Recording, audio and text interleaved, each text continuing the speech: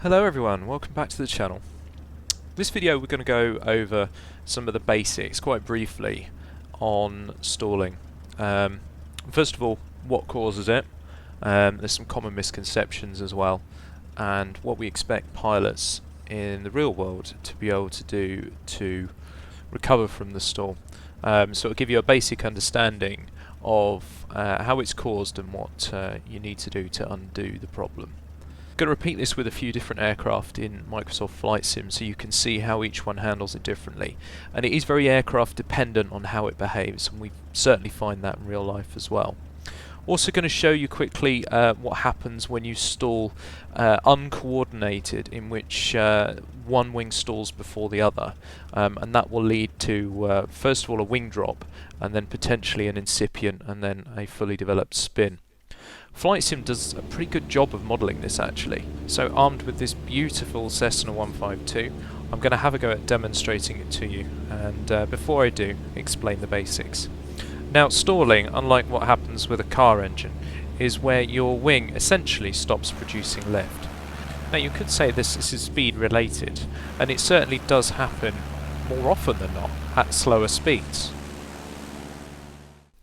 And what I want you to understand is that actually it's not a fixed speed at which you stall. And the speed can change dependent on a lot of things like weight, atmospheric conditions, linked to weight, something called load factor, which is what you would normally generate in a coordinated turn. And so the speed can vary, and in larger aircraft it can vary quite a lot. So there isn't a fixed stalling speed, but what there is a fixed stalling angle of attack. For any given aircraft, this thing known as the angle of attack at which an aircraft will stall is pretty consistent, and the only things that are going to affect it really are when you start changing the camber of the wing with things like flap. So what is angle of attack? Your angle of attack, if you imagine you've got this line created through your wing, now you call it the chord line or something like that. It's basically an average line from the front to the back of the wing. Now the angle of attack is the angle between that line that your wing forms and your relative airflow. That's the direction, the straight line direction that your airflow is coming in from. Now another misconception is that this has something to do with wind. Your relative airflow has nothing to do with the wind, and the wind won't affect it much unless you're talking about gusts. The relative airflow is just related to your direction of travel, and bear in mind that aircraft will move consistently through the air regardless of what the wind is doing. That's just going to affect what you do relative to the ground. So your angle of attack, as it increases, usually increase lift. Now of course if you're slowing down but you don't want to descend, you have to increase your angle of attack. So as you increase your angle of attack, this is going to take you closer to what's called the critical angle of attack, which is where you will stall. Stall. And of course it doesn't really end up like that. What you're then taught is basically how to recover from this, so you're preventing it becoming an incident. Now if you go into a stall in a balanced manner, so the aircraft not turning, wings level, and the rudder central, you expect the aircraft to pretty much stall straight ahead. But what can happen sometimes is one wing stalls first. And what this can do is first of all cause a wing drop, which would then potentially lead into the incipient and then a fully developed spin, which is again not really a nice scenario to be in. But of course what we're going to do is go through the technique now how to get out of both scenarios. And we're starting here with this 152. What I'm doing at the moment, I'm only going to show you this once. We actually have to do a bit of a lookout turn before we enter any stalling exercises. This enables us to look basically through 360 degrees so that we can see if there's any other aircraft that might be a problem if we're changing heights quite rapidly and things like that. So we make a couple of turns. Usually we teach two 90-degree turns or a full 180-degree turn, depending on where you want to end up. And then we go into the exercise. There's a few other checks we do as well. I'm not going to go into any more detail than this, but if you want to know further, you can just leave a comment. I'm going to do these light aircraft stalls at between 3,500 and 4,000 feet, so you'll see the altitude varying a little bit there.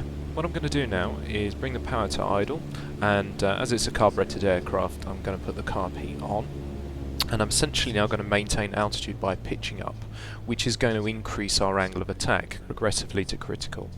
Slight imbalance here could encourage a wing drop, so what I'm doing is keeping the ball central so it's not yawing at all, as you can see in the bottom left instrument, and I'm preventing the aircraft from turning by keeping the wings level. I'm just slowing down while using pitch to maintain altitude. Now you can hear the stall warner. That's the first sign that something bad's about to happen. And now the nose is starting to drop, and it's at this point that we're actually really stalled. So I've got the elevator as far back as I can, and the aircraft's descending. So it basically means that we are stalled. Now I'm just going to reduce the back pressure now and lower the nose. And you can see that's just immediately unstalled the aircraft. The stall warner's stopped and we've accelerated. So what I've done there is just recognise that because angle of attack is how we stall, then I can just undo that by reducing the angle of attack with pitch. And you may have noticed that during the stall, the aircraft started to roll very slightly to the right. Now that can happen in the real world aircraft, and it is quite accurate. And sometimes that can lead into a wing drop and then potentially a spin. Now hopefully you noticed that in the last time, with recovery just by lowering the nose, we lost a heck of a lot of altitude. So what we then try and look at is using a stall recovery, but with the assistance of power. This is what's called a standard stall recovery. So I'll go demonstrating it on this one, and I'm going to use some power, and you'll see how we lose a lot less altitude. Because of course these stalling exercises are there to simulate various scenarios, and one of the most high risk places where you could encounter a stall is on an approach, which of course, as you might imagine, is somewhere where you can't afford to lose much, if any, height at all.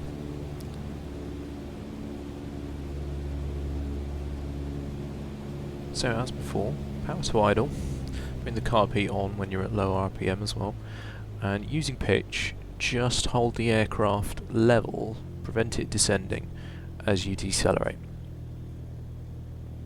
Again, keeping the wings level and the ball in the middle so the aircraft isn't yawing.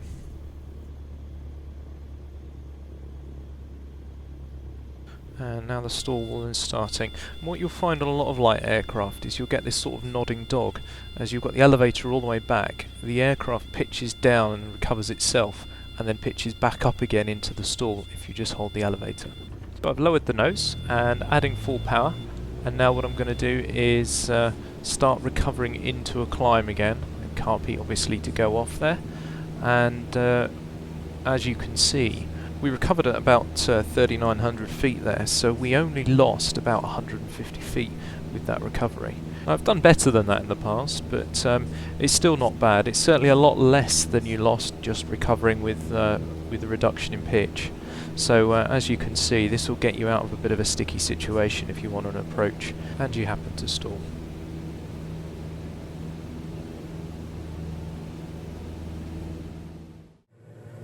Okay, let's apply the same technique to this DA42. It's a diesel engine, so no carburetor heat to worry about. And again, we're just going to reduce the power to idle and hold altitude.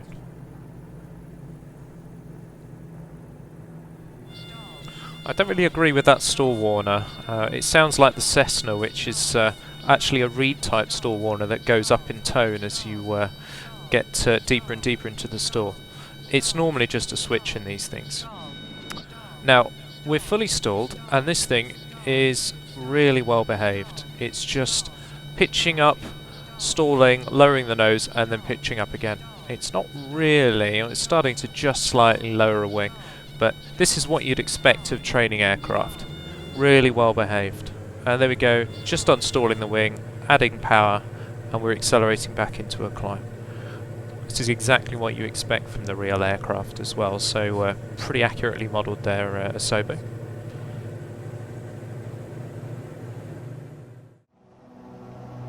Well, let's give it a try in everyone's favourite twin aircraft, the Baron 58.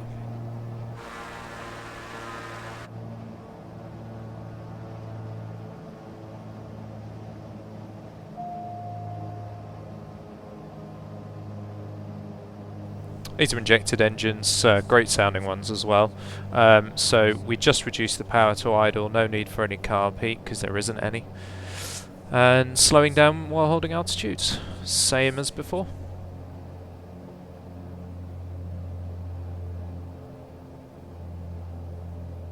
Just takes a while in this. That's more like a switch type stall warner, so it just comes on straight away with the tone. And let's see how well behaved this one is. That's the elevator all the way back, and it's got a bit of a longer duration of the oscillation of the pitching up and down, but you can see it's starting to pitch up again and back into a deeper stall, and then the nose comes down as you stall. Great stuff. Now they're back onto full power recovery and into a climb. It's worth mentioning as well, you might hear it just bleeping stall as you go into a bit of a climb, but as long as you're confident you've unstalled the aircraft, which I have been, you can sort of disregard that stall warner. They usually go off quite a bit higher than the stall anyway. Now we'll have a look at the smaller of the Cessna biz jets, the Citation. Working a bit higher this time just because, well, we can, and gives us a bit more wiggle room to keep it in the stall. We're expecting it to descend at a bit of a greater rate than the light aircraft.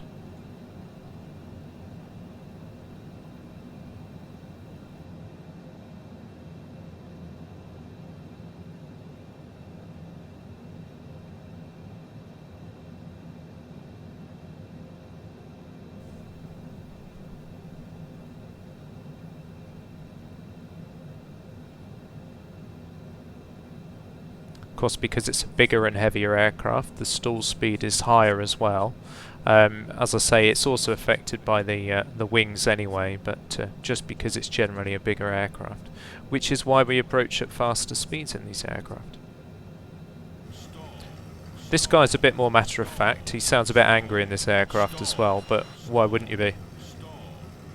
I think the noise you can also hear in the background is something called a stick shaker, which vibrates the controls so you can feel that you've got the stall as a sort of feedback on these artificial controls.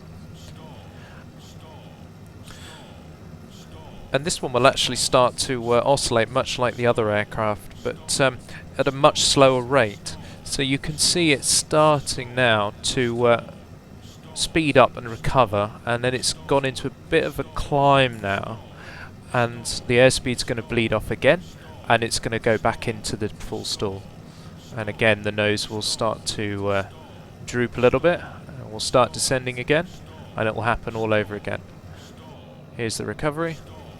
Now, this may not be the manufacturer-approved stall recovery for a Citation, but I'm just going to use the standard one that I'm used to, which is unstalling with pitch and adding power. And of course we've got so much excess power in this thing, it just rockets back into a climb. And onto something even bigger, jumping to the low throttle setting here. This is the 747.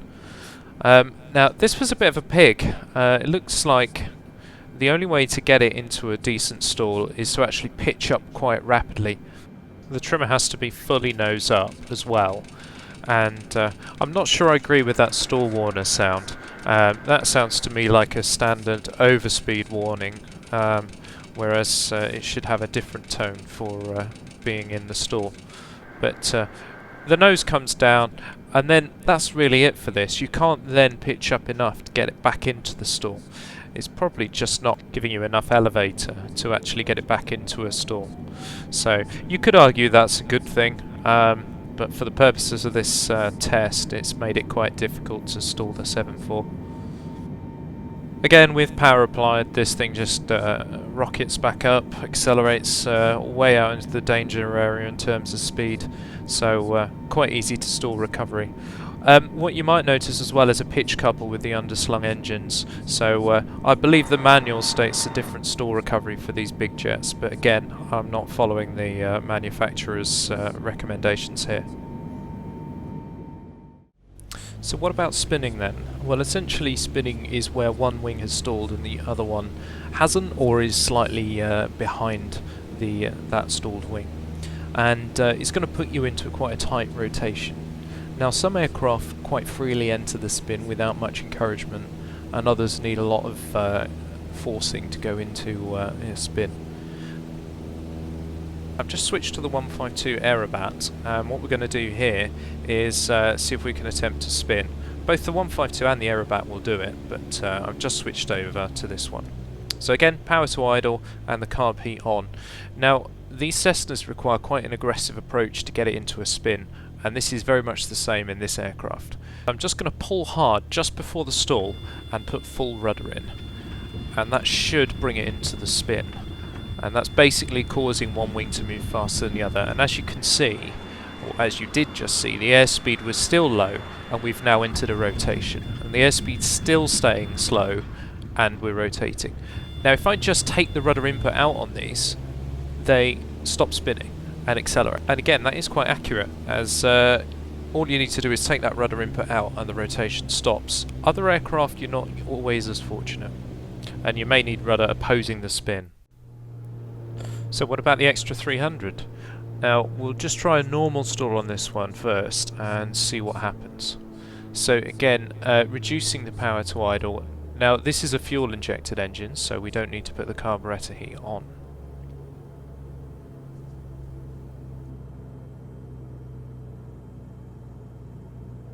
Keeping everything in balance as always, so you can see the ball's in the middle and the wings are level. And just approaching the stall now. The stall warning has started, and it's starting to wobble a little bit. And there we go. With absolutely no input from me, it just decided to drop a wing on me. So you can see this one's not quite as well behaved. Still needs a bit more than that to keep it in the spin though, and again we have to hold it in the direction of the rotation to keep it there. So while I'm slowing down here, again keeping it central, I'm just going to give it a little yank just at the last moment and a bit of rudder, and we should be able to get it into a spin. And there we go. And you can see the speed is sort of fluctuating, but now it's going to sit relatively low, just below 60, and we've got a rotation. And just releasing that rudder pressure and putting a bit of opposite rudder in, and it just stops the rotation there. And we've accelerated so much that we can then pitch up straight away into a climb. And that's pretty much it. So the spin recovery is always to first of all oppose the rotation, and then you turn it into a standard stall recovery. Just finishing up in the pit special, but this is a bit of a bonus clip because this one was a bit unusual. Just with regards to the spin recovery, there are some aircraft which have a bit of an unusual recovery, certainly like the Robin I used to teach aerobatics in. But usually with the stopping rotation and the standard stall recovery, that's the norm. So you can see this pitch is just starting to tip a wing a little bit, and then I'm just going to try and kick it round. And it feels like that's going into a spin, but if you watch the airspeed, it's starting to increase. But the stall warner's still on. So it's a bit peculiar here. I think this might be a bit of a bug in flight sim, because it doesn't seem to make much sense to me. We're also in a very nose low attitude, and if that were the case, I'd expect to be going into the yellow arc with the speed. So a bit unusual there, but either way, the rest of the aircraft seem to be pretty accurate with terms to spinning. Well, that's it for this video. I hope you guys have found it all informative. We rely on subscriptions for our channel, so we very much appreciate if you could subscribe, and by all means like this video, and leave us any comments if you think there's anything that I've missed that you'd really like to see. So once again, thanks for watching guys, and we hope to see you again soon in the next video. Take care.